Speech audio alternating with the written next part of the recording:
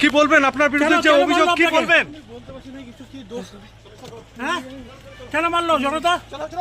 তৃণমূল নেতার উপর ঝাঁপিয়ে পড়লো উত্তেজিত জনতা, ব্যাপক মারধর করা হলো তাকে। পুলিশ পৌঁছে উত্তেজিত জনতার হাত থেকে উদ্ধার করলো তৃণমূল নেতাকে, নিয়ে যাওয়া হলো থানায়। ব্যাপক উত্তেজনা দুর্গাপুরের কাকসার গোপালপুর গ্রামে। তৃণমূল নেতার নাম শিবদাস মণ্ডল। কি বলবেন আপনার বিরুদ্ধে যে অভিযোগ, কি বলবেন? কেন মারলো জনতা? অভিযোগ 21-এর ভোট পরবর্তী হিংসায় জড়িত ছিল কাকসার গোপালপুর গ্রামের এই শিবদাস মণ্ডল নামে তৃণমূল নেতা। দলের প্রভাব খাটিয়ে কখনো কারোর চাকরি খেয়ে নেওয়া কিংবা চাকরির জন্য মোটা অঙ্কের টাকা কাটপানি হিসেবে নেওয়া। এমনকি 21-এর ভোটের পর এই তৃণমূল নেতার বিরুদ্ধে অভিযোগ ছিল তোলা না দেওয়ায় অন্যের দোকান বন্ধ করে দেওয়ার। বুধবার সকালে উত্তেজিত জনতা পৌঁছে যায় গোপালপুর গ্রামের বাড়িতে। শুরু হয় তৃণমূল নেতাকে ধরে ব্যাপক মারধর। কাকসা থানার পুলিশ ঘটনাস্থলে ছুটে আসে। কোনো ক্রমে উত্তেজিত জনতার হাত থেকে পুলিশ অভিযুক্ত তৃণমূল নেতাকে নিয়ে থানায় চলে যায়।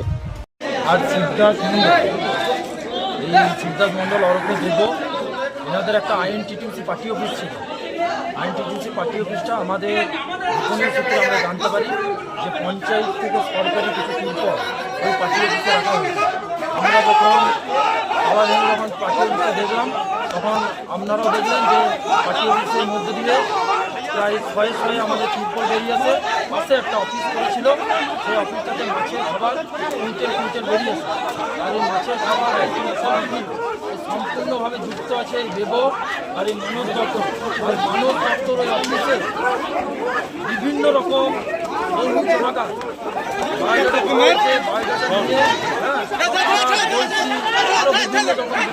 জায়গা অন্যান্য জেলা থেকে তারা টাকার মারফতে কাজের দাবিতে টিম ছুড়ল।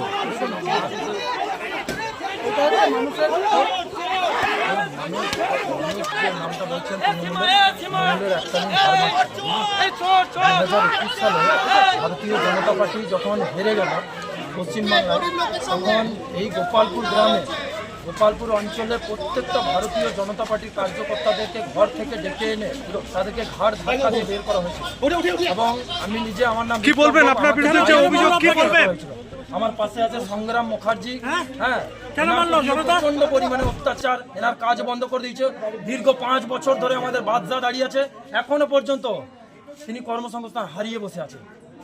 আর তারই দোকান ভেঙে দিয়েছিল এই দাদাদের বিভিন্ন রকম দেখতে পাচ্ছেন ভারতীয় জনতা পার্টির কর্মীরা অত্যাচারের শিকার হয়েছে। আর তার অত্যাচারে নেতৃত্ব দিয়েছে এই মনোজ দত্ত আর শিবদাস মণ্ডল ওরফে দেব।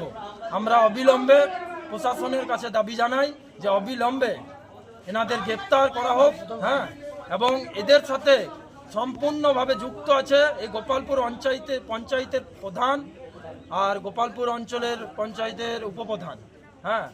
আমরা ওনাদেরকেও জিজ্ঞাসাবাদ করব যে এই পঞ্চায়েতে সরকারি যে জিনিসপত্র, সেই জিনিসপত্র এলো কোথা থেকে, বা ওনার অফিসে, পঞ্চায়েত অফিসে না রেখে ওনার পার্সোনাল অফিসে কেন রাখা হলো।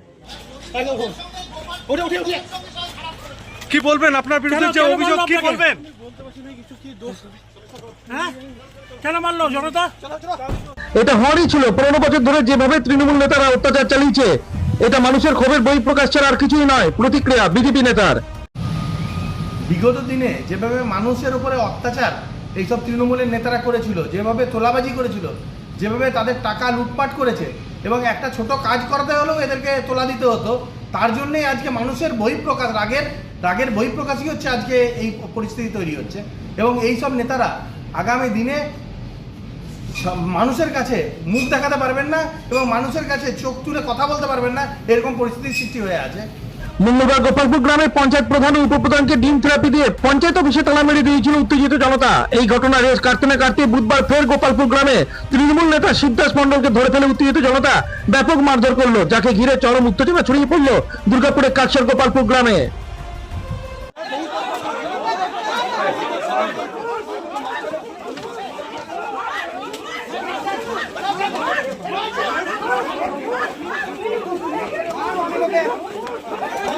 কুমার